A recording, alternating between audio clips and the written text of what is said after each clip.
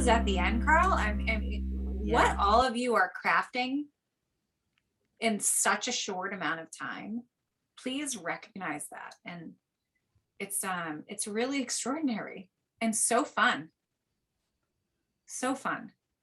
And this, like all the others, I feel like, Carl, this fits you like a cowboy hat. Oh, I laughed. Yeah. I thought, oh my God, it's a sheriff. It's a sheriff. Okay, yeah, so cool. I felt watching you, it was very easy to watch you, and your voice went perfectly with your dialogue and the role. I just felt like it was a really good fit. Okay. Like it wasn't forced. It was just like it fit you like a glove for sure. Cool. Thank you.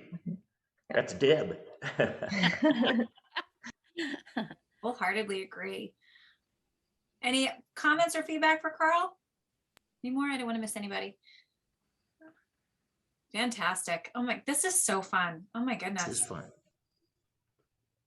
Who would like to go next? And actually, where's Taye? Taye, welcome. Hi. I wasn't sure you were coming. I emailed you the link with your monologue in there. Were you able to get it? Yeah, I just saw it. Okay, fantastic. I'll go next. All right, Tana is up. I do have a question for Deb though, real quick before I go. So I read mine as, okay, so I read it one way, and then as I was like kind of thinking about it, I was like, oh, it actually could be a different like scenario in it.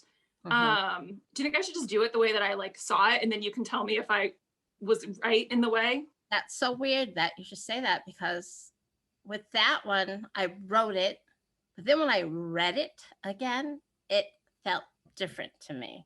Yes. Yeah. So I think I know what you mean. Do it any way that your first thoughts about it. Okay, I'm gonna do it the way that I kind of like went over it a little bit, but then you'll have to tell me at the end which one, you know what I mean? Because I feel like there's two very different situations that it could have really worked either way. So I'll tell you after though, but I don't want to ruin the surprise for anyone else. Okay.